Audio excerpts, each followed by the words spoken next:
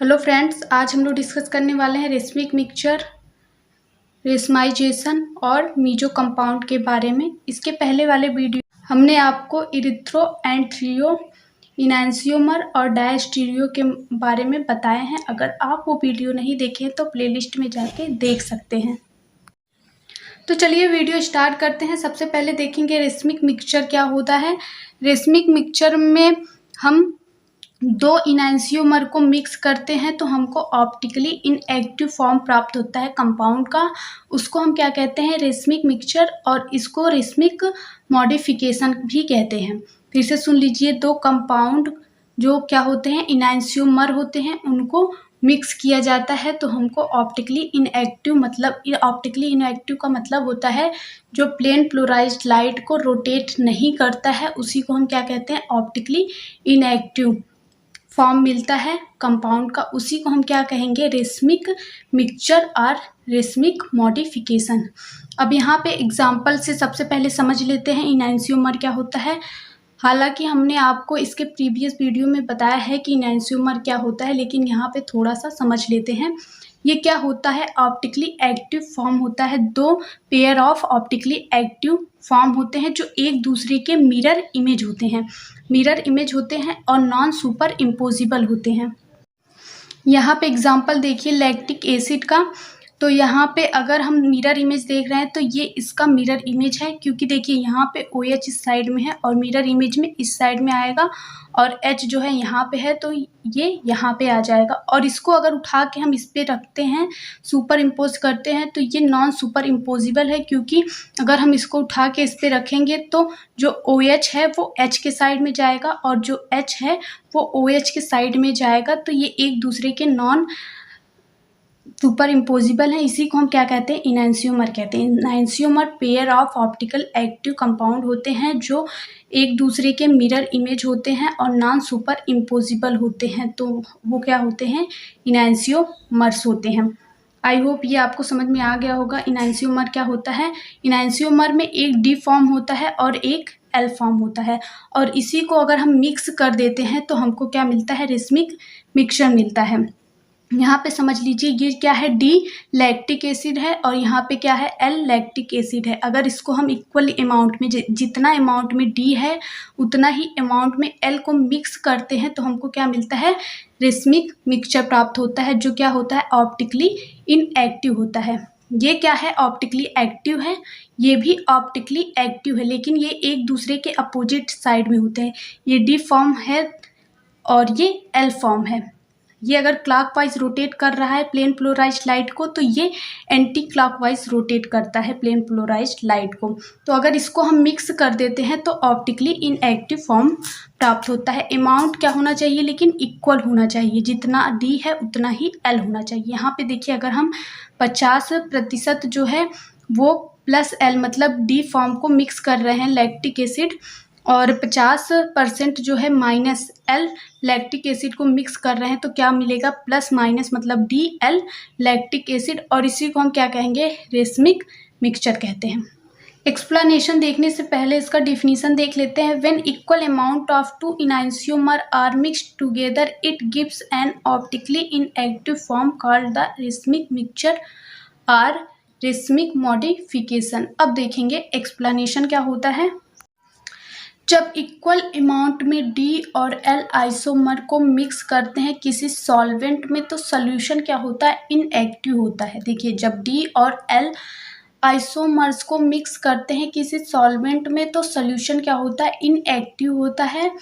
और रोटेशन, मतलब डी का रोटेशन अलग होता है और एल का रोटेशन अलग होता है। एल का रोटेशन अगर होगा तो वो एंटी क्लॉकवाइज होता है और डी का रोटेशन क्लॉकवाइज होता है, मतलब ये राइट में रोटेट करता है, ये लेफ्ट में रोटेट करता है। इसी वजह से ये क्या होता है, रोटेशन उसका बैलेंस हो जाता है, अपोजिट होने की वजह से क्या हो जाता है, कंपनसेटेड हो जाता है और एक दूसरे को कैंसिल आउट कर देते हैं, और इसी वजह से कंपाउंड क्या होता है, इनएक्टिव हो जाता है। यही यहाँ पे लिखा गया है कि अगर डी और एल फॉर्म को किसी सॉल्वेंट में मिलाएंगे इक्वल अमाउंट में, तो सोल्यूशन क्या होगा, इनएक्टिव हो जाएगा, क्योंकि इसका रोटेशन जो होता है डी और एल का अपोजिट होता है, तो वह क्या करता है, बैलेंस करता है या कैंसिल आउट कर देता है एक दूसरे के रोटेशन को। इसी वजह से जो कंपाउंड हमको प्राप्त होता है वो ऑप्टिकली इनएक्टिव हो जाता है। If equimolar amount of D and L isomer are mixed in a solvent, the solution is inactive. The rotation of each isomer is balanced or compensated by the equal but opposite rotation of the other.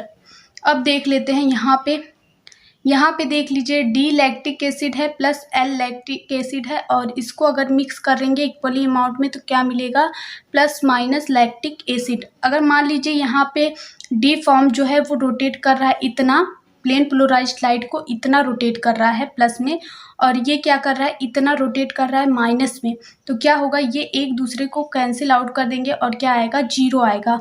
अर्थात ये D और L जो है एक दूसरे को cancel out कर देते हैं, इसी वजह से कंपाउंड क्या मिलता है, ऑप्टिकली इनएक्टिव मिलता है। अब आगे देख लेते हैं।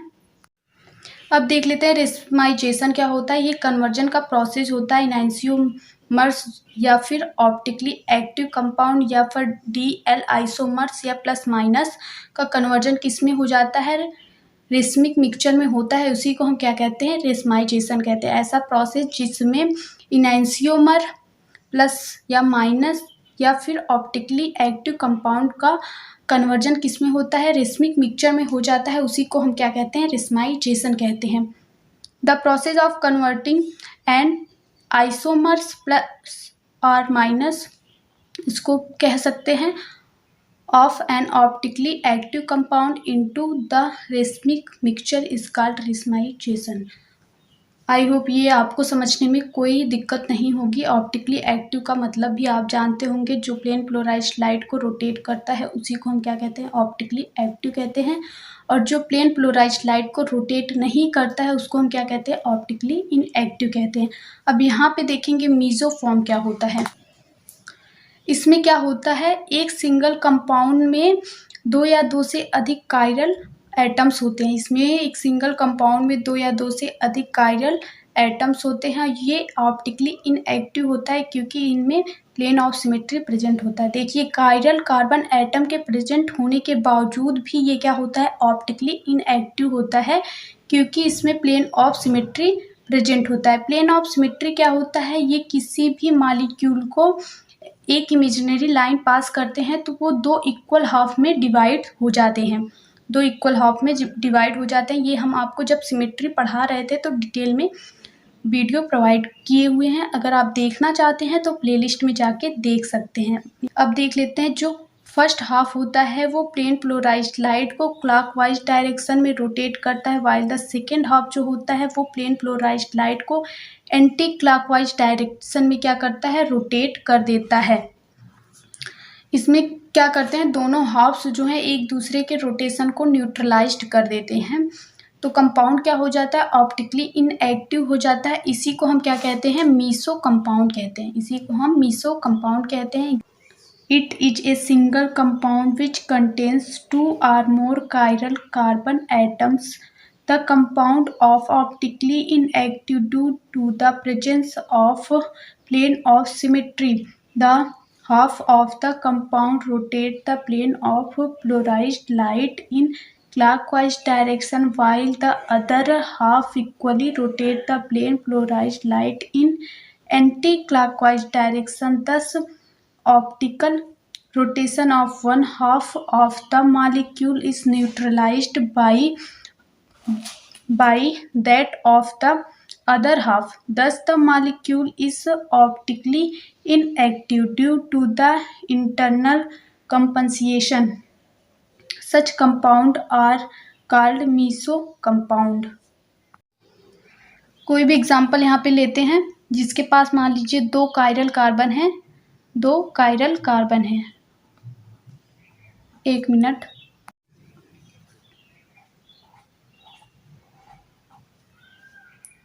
यहाँ से OH अटैच है, यहाँ से H अटैच है। अब सेकेंड कायरल कार्बन जो है उससे भी OH अटैच है, H अटैच है, और COOH अटैच है। पहला कंडीशन क्या था, इसमें 2 या 2 से अधिक कायरल कार्बन होने चाहिए। तो यहाँ पे देखिए एक कायरल कार्बन है, ये क्या है, सेकेंड कायरल कार्बन है।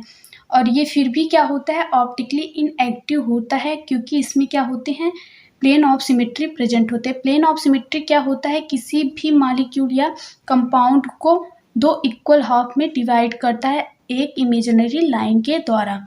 ये देखिए इमेजिनरी लाइन हमने पास किया है, तो ये क्या हो रहा है, ये वाला हाफ और ये वाला हाफ दोनों ही इक्वल्स हैं, तो ये क्या है, प्लेन ऑफ सिमेट्री है। इसी वजह से कंपाउंड क्या होता है, इनएक्टिव हो जाता है। अब इनएक्टिव क्यों होता है, क्योंकि पहले वाले हाफ का इस वाले हाफ का रोटेशन जो होगा वो क्लॉकवाइज होता है, और दूसरे वाले हाफ का रोटेशन जो होता है वो एंटी क्लॉकवाइज होता है। जो दोनों का रोटेशन जो होता है वो अलग अलग होता है, और ये एक दूसरे के रोटेशन को जो है वो कैंसिल आउट कर देते हैं या न्यूट्रलाइज्ड कर देते हैं। इसी वजह से कंपाउंड क्या हो जाता है, ऑप्टिकली इनएक्टिव हो जाता है। यहाँ पे देखते हैं, ये कंपाउंड ले लिए हैं हम। पहला कंडीशन क्या था, इसमें 2 या 2 से अधिक कायरल कार्बन होने चाहिए, तो यहाँ पे 2 कायरल कार्बन है। फिर भी ये क्या है, ऑप्टिकली इनएक्टिव है। ये क्यों होता है, क्योंकि इसमें क्या होता है, प्लेन ऑफ सिमेट्री प्रेजेंट होता है। प्लेन ऑफ सिमेट्री हम आपको बता चुके हैं क्या होता है। देखिए ये 2 इक्वल हाफ में इसको डिवाइड कर देता है कंपाउंड को। जो पहला हाफ होता है वो क्लॉकवाइज डायरेक्शन में प्लेन पोलराइज्ड लाइट को रोटेट करता है, और दूसरा हाफ क्या करता है, प्लेन पोलराइज्ड लाइट को एंटी क्लॉकवाइज रोटेशन में रोटेट करता है, एंटी क्लॉकवाइज डायरेक्शन में रोटेट करता है। तो ये एक दूसरे के रोटेशन को क्या करते हैं, न्यूट्रलाइज्ड कर देते हैं। इसी वजह से कंपाउंड क्या होता है, इनएक्टिव हो जाता है, और इसे हम क्या कहेंगे, meso compound. I hope video आपको अच्छी लगी हो। वीडियो अच्छी लगी हो तो लाइक करिए, चैनल पर नए हैं तो चैनल को सब्सक्राइब कर लीजिए। Thank you for watching this video. अगर आप स्क्रीनशॉट लेना चाहते हैं तो ले सकते हैं।